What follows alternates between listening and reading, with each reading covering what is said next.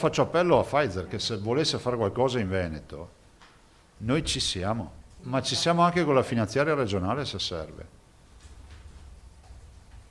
Nel limite di tutte queste pastoie burocratiche che ci sono in questo paese, perché c'è la ricerca del ladro spasmodica, però insomma davanti a un fatto sanitario, con tutte le tutele del caso, se si tratta di produrre vaccini per i veneti, noi siamo qui, e per i veneti, anche non i veneti, ma figuriamoci, per tutti.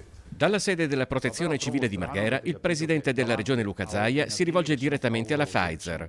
Di fronte al taglio, al momento incomprensibile, aggiunge, del 53% delle forniture di vaccino anti-Covid fin qui assicurati al Veneto, il governatore invita la casa farmaceutica a farsi avanti.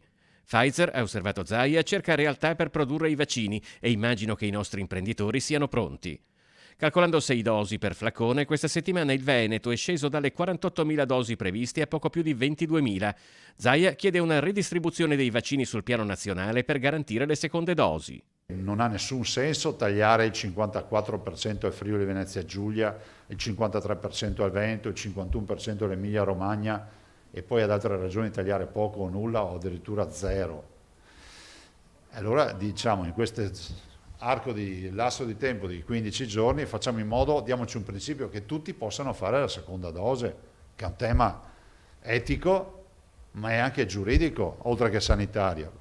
Nel frattempo Zaia ha anche annunciato l'azione contro il ricorso al TAR presentato da 17 genitori per chiedere la sospensione cautelare e l'annullamento dell'ordinanza regionale del 4 gennaio scorso, firmata dallo stesso presidente, che prolungava al 31 gennaio la chiusura delle superiori in Veneto, disponendo per tutte la didattica a distanza al 100%. Spero vivamente che venga valutato approfonditamente questo ricorso, perché comunque non può passare l'idea che scelte dettate dai tecnici si risolvano con sentenze di tribunali senza tenere presente il motivo fondante per cui si fanno le ordinanze.